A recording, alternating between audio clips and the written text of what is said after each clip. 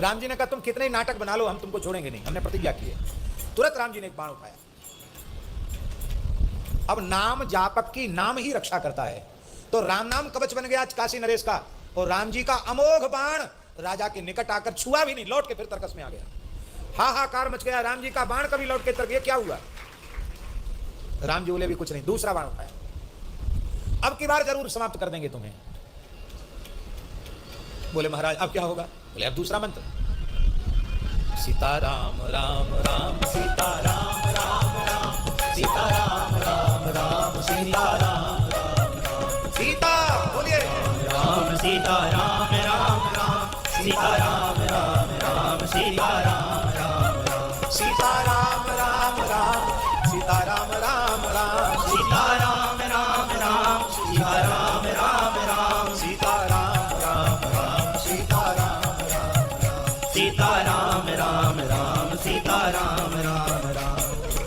दूसरा बाण युगल नाम संकीर्तन से किशोर जी की ताकत और लग गई, दूसरा भी लौट आया। अब तीसरा बाण राम जी अब जरूर मार देंगे, बस सूर्योदय होने वाला है, सूर्य की पहली किरण पड़ती तीसरे बाण से तुम्हारा काम तमाम हो जाएगा। अब वो घबरा, बोले महाराज एक मंत्र दो मंत्र का, अब तीसरा कोई मंत्र बताओ। हाँ तीसरा मंत्र है सीताराम हनुमान सीताराम हनुमान सीताराम हनुमान सीताराम हनुमान सीताराम हनुमान सीताराम हनुमान सीताराम हनुमान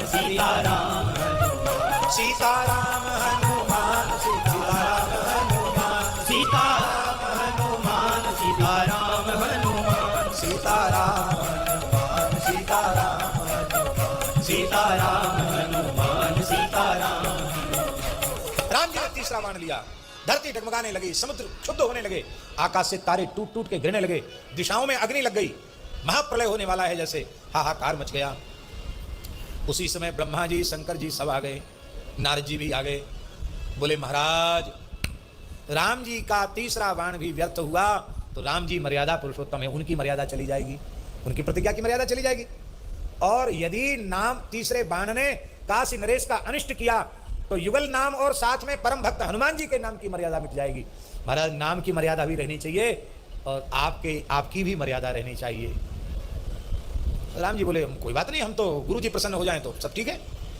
तो गुरु जी के अपराध का दंड दे रहे थे। नारद जी ने कहा बस चेला अब अवसर है, सीधे पड़ जाओ विश्वामित्र बाबा के चरणों में। अब तो काश नरेश लंबे पड़ गए, बोले गुरु जी त्राहिमाम, मेरी कोई गलती नहीं, ये गुरु जी ने जो पाठ पढ़ाया था वैसा मैंने अभिनय किया। अरे नारद जी तुम्हें झगड़ा लगा रहे थे। नारद जी बोले हम झगड़ा लगाने वाले नहीं, हम संसार का झगड़ा मिटाने वाले हैं। हम सबको ये बोध कराना चाहते थे कि राम जी अनंत कोटि ब्रह्मांड नायक सर्वेश्वर परात्पर परब्रह्म अवश्य हैं, पर इनके नाम की महिमा इनसे अधिक है, इसका बोध सबको कराने के लिए हमने ये लीला रची।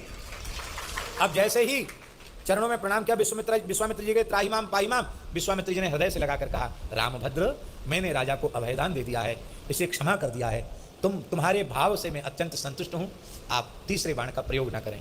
जो आज्ञा गुरुदेव, आपने हमको धर्म संकट से बचा लिया। बोलो श्री हनुमान जी महाराज की।